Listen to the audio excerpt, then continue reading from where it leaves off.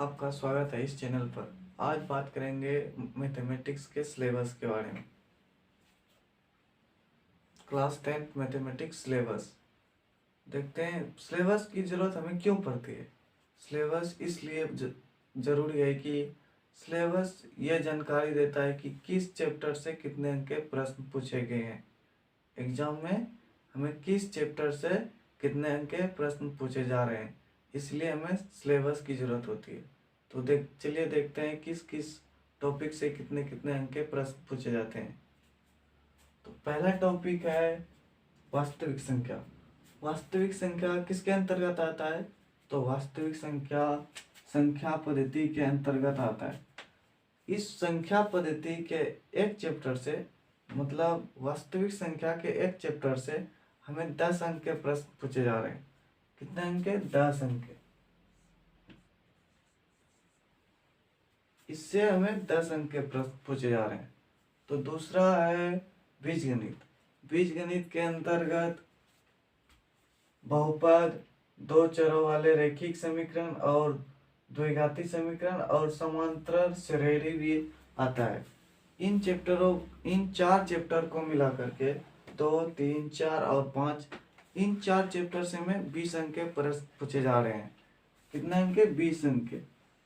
20 अंक के प्रश्न पूछे जा रहे हैं। तो इन दोनों को मिला करके कुल 5 चैप्टर से हमें कितने? 30 अंक के प्रश्न पूछे जा रहे हैं। तो छठा चैप्टर है, छठा एक अलग कैटेगरी में आ जा रहा है। बीच में एक नियामक ज्यामिति है। नियामक ज्यामिति में कि जिसके अंतर्गत हम लोग कंटेक्शन बनाने सीखते हैं। इस चैप्टर से हमें 7 अंक के, चैप्टर 7 से हमें 10 अंक के प्रश्न पूछे जा रहे हैं। चैप्टर 7 से हमें 10 अंक के प्रश्न पूछे जा रहे हैं। इन तीनों चैप्टरों को मिला करके बात करें तो 7 चैप्टर से इन 3 टॉपिक से हमें कितने? 50 अंक के प्रश्न, नहीं 40, सॉरी, इन 3 टॉपिक से हमें 40 अंक के प्रश्न पूछे जा रहे हैं।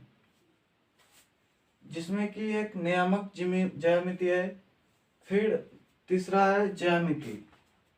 इसमें सिर्फ ज्यामिति के अंतर्गत कौन कौन से टॉपिक आते हैं वो देख लेते हैं पहले।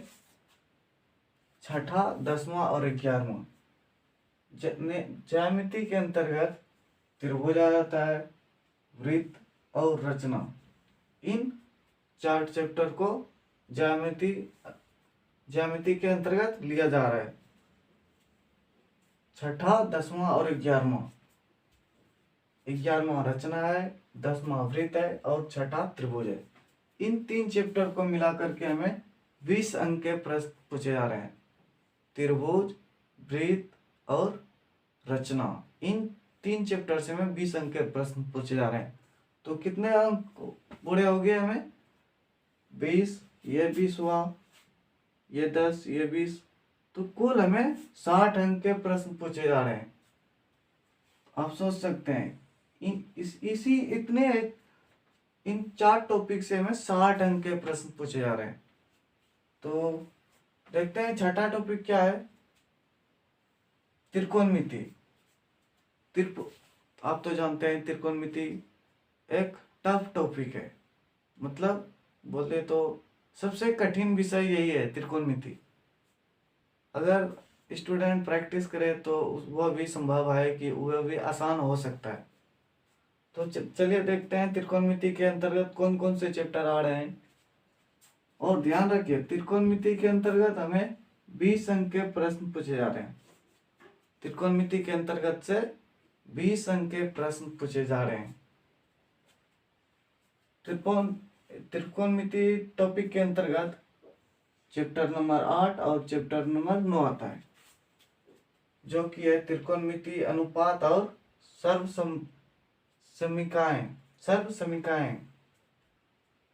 और 9वां है त्रिकोणमिति के कुछ अनुप्रयोग, मतलब त्रिकोणमिति के प्रयोग और उसके सर्व समीकाएं को प्रयोग करके इन 2 चैप्टर से मिला करके 20 अंक के प्रश्न पूछे जा रहे हैं हमसे एग्जाम में। छठा, 7वां है क्षेत्रमिति के अंतर्गत सिर्फ एक टॉपिक आता है। क्षेत्रमिति के अंतर्गत पृष्ठीय क्षेत्रफल और आयतन आ रहे हैं। इससे हमें कितने 10 अंक के प्रश्न पूछे जा रहे हैं। 10 अंक के प्रश्न पूछे जा रहे हैं सिर्फ एक टॉपिक से। अब ध्यान दीजिए, ये हो गया 10, यहां से 10 अंक प्राप्त हो रहा है हमें, यहां से 10 अंक प्राप्त हो रहा है,